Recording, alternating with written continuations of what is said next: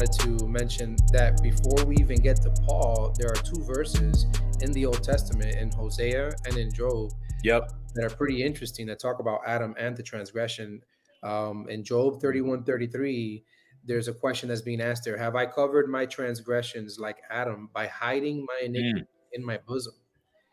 And there's a second one that says in Hosea 6:7, Yeah. but like Adam, they have transgressed the covenant.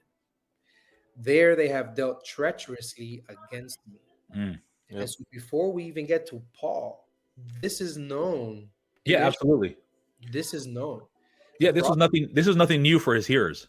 Correct. Yeah, absolutely. I think he clearly lays it out. But yes, that is a fantastic reference in Hosea, because people are going to ask, right, what covenant was Adam in? You know, some people don't believe in the covenant of works because God doesn't use the word covenant there specifically. I've heard Richard Barcelos refer to this as the word concept fallacy, right? It's like not believing in the Trinity because the Trinity word is not in the Bible. Well, the word Bible is not in the Bible either, but we believe in it, right? Airplanes are not in the Bible, but we see them and we believe in them. So here, though, God specifically is talking to his people. And I love the text you brought up, Alex. Mine has it under the heading of Israel and Judah are unrepentant. And he says, he's talking about, I desire mercy, not sacrifice, the knowledge of God rather than burnt offerings.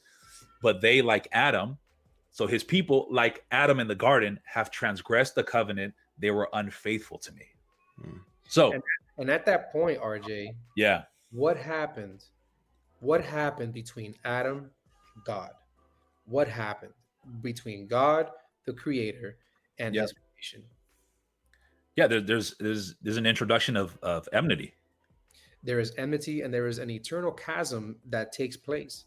And now it is impossible for man to now have a renewed relationship with God directly.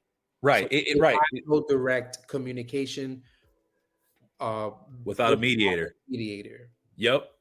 That's exactly right. Man is plunged into a hole so deep that he can't climb out of it.